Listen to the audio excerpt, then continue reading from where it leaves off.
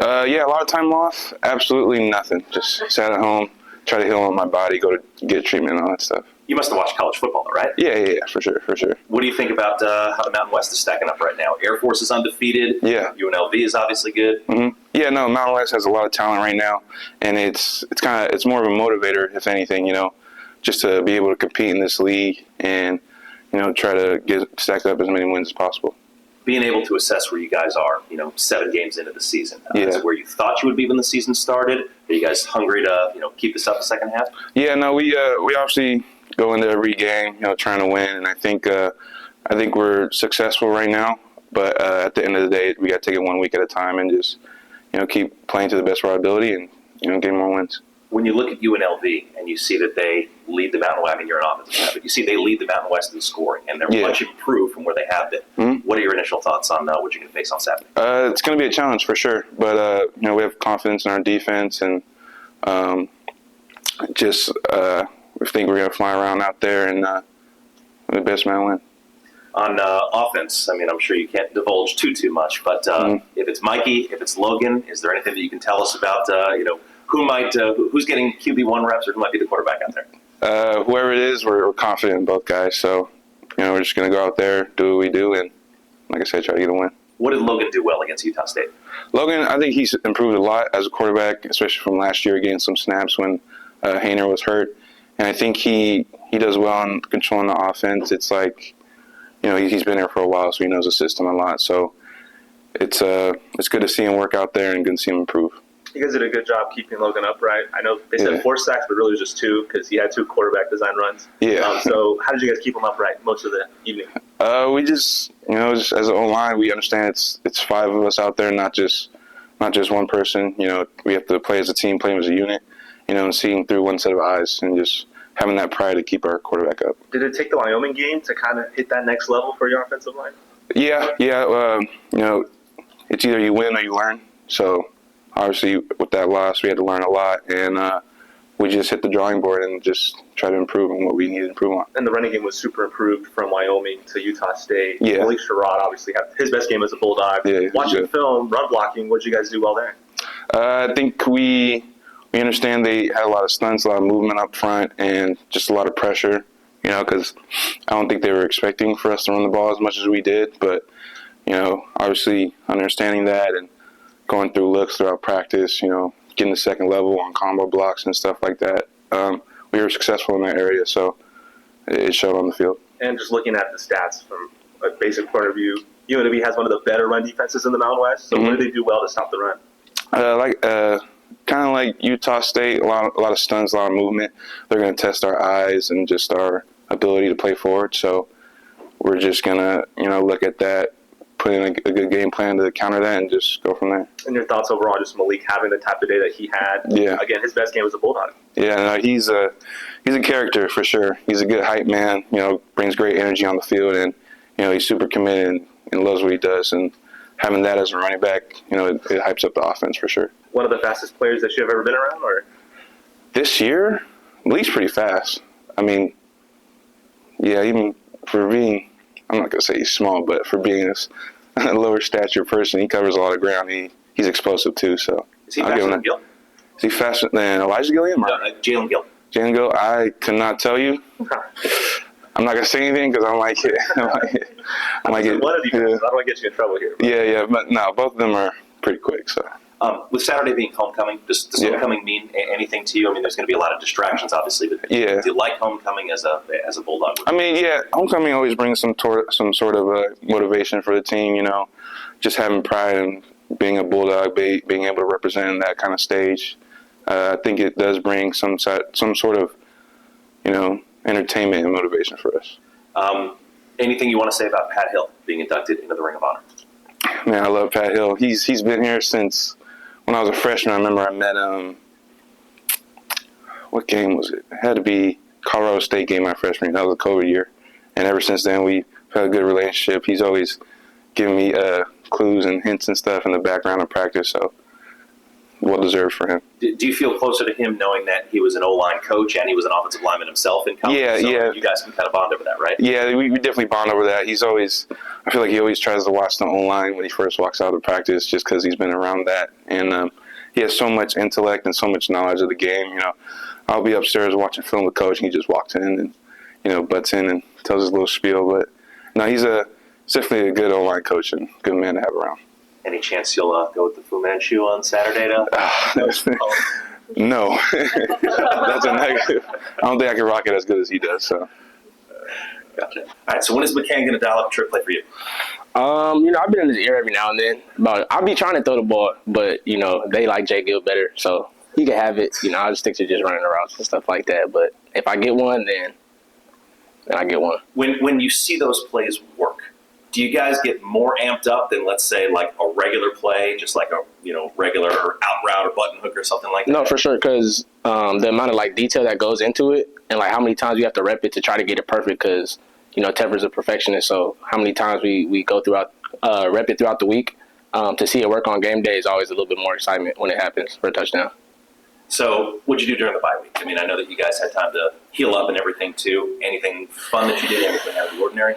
No, I don't really do much. So I was just chilling, watching football. I got to, watch all the other teams play this weekend, kick my feet up, That's about it. Play the game a little bit, but whatever stuff. What games did you watch? Any games in particular you were looking forward to watching? I watched USC Utah. I was able to watch, Oregon, Washington State, Florida State Duke, which is a really good game. Got to watch a couple games in our conference, UNLV, Colorado State, Nevada, San Diego State. So I was able to watch, a good amount. Where do you think the Mountain West is kind of shaking out right now with some of the games that you watched and also what you've seen and experienced firsthand? Every game's close. Like you said, you don't know what you're going to get every week. Nevada was going through a drought where they were losing, but they were able to go into San Diego State, shut them out. Back and forth game between Colorado State, UNLV, came down to the wire. So, I feel like every game is going to be kind of like that going down the stretch. How excited was this locker room for Logan 5 to lead the team back like he did? We were all amped up for him when he got his opportunity to start going to Logan and, do what he does. And we all have confidence in him that, it wasn't anything that we weren't ready for, that he wasn't ready for and used to. But, you could see he was a lot more confident compared to last year when he stepped in. He was just ready to deliver. He had a couple big catches where I could tell the ankle might not be as big of an issue as it was before, but where are you at health-wise? I feel like I'm really good right now. Obviously, it was bugging me early on, but, this bye week helped. And just week after week, getting in the training room, just getting it stronger, getting it better. But I feel really good right now. What does UNLV do well on defense? I know you watch them, not on film, but also in person. But, on TV on Saturday, but you also saw them on film. What do they do? They fly around. That's probably the biggest thing. That I'm pretty sure they're leading the conference in takeaways, like something like that, either forced fumbles or interceptions. But I'm pretty sure they're leading the conference in takeaways. So we have to make sure we're good on ball security this week. They're really good at getting around the ball, all 11 guys around it, and they fly around. They play with a lot of energy. How big are their corners? Are they bigger? Are they smaller? Are they quicker? No, they're a little lengthier. They have some good size out there, good speed. So it'll be a good challenge for us this week. And how do you feel about the emergence of Josiah Freeman, a guy who you rep with every single day, and he had his chance and he made it count? No, yeah, we've been waiting to see that from Josiah. He's a tall guy, a long guy, and he's fast. So really just playing into his size like that, and he just had to get comfortable out there. And as you can see, once he gets comfortable, and he's capable of making those plays when the ball's in the air, it's a 50-50 ball. He can go up and get it. When did the touchdown dance start with Malik Sherrod? Which one? The one where you guys go back to back. We started that one in fall camp. So we always working on that. We were working on that for a long time. Yeah. So whenever we're in the game together, wherever I see him, we got to do that handshake every single time. Is that only after touchdowns? Yeah, only after touchdowns. Okay, and it's for either of you guys. If you score a touchdown, Mm-hmm. Yeah, either of us, yeah. Is Delano okay? Yeah, he's good. Yeah. No lingering effects or anything like that? Yeah, he's good. He's doing good. How important is it for you guys to, a lot of distractions now, obviously, and with it also being homecoming, how important is it for you guys to, you look at the last stretch of the season, just go, just not worry about what anybody else is doing? I know Wyoming and Boise State play before you guys do on Saturday. How important is it for you guys to just we have to go, 1-0 every day. And obviously we need some help from, other teams in the conference. So the biggest thing for us is just doing what we can do, control what we can control. And like I said, going 1-0 each and every day. Try not to focus on the outside noise or outside factors and just handle our business so that we're in the best position possible. How have you always viewed the UNLV rivalry? just in general? I mean, it's always a close game between us. I know last time they were here, we were losing at halftime before we ended up coming back and, beating them. We went into their place last year, and it was close. It came down to an onside kick at the end.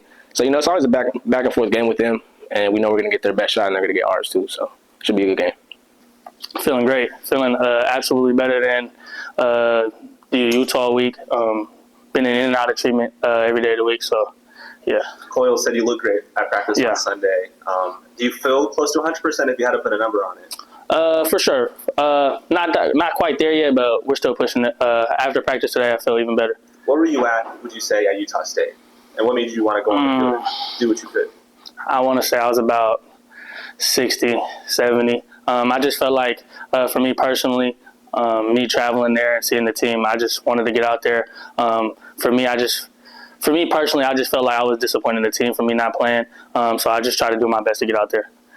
A guy like Cameron Brocco also practices with you, also plays with you. So it's kind of nice to have someone else with you as well to go through the injury with. Yeah. To actually see him. So we both came out there and they wanted to have us warm up individually. And to see him kind of fight through it as well kind of motivated me to try to get on the field as well. What kind of mental toughness does it take to play through injury like that? It takes a lot, especially at my position, knowing that O-lineman is coming at you full speed and you can only do so much.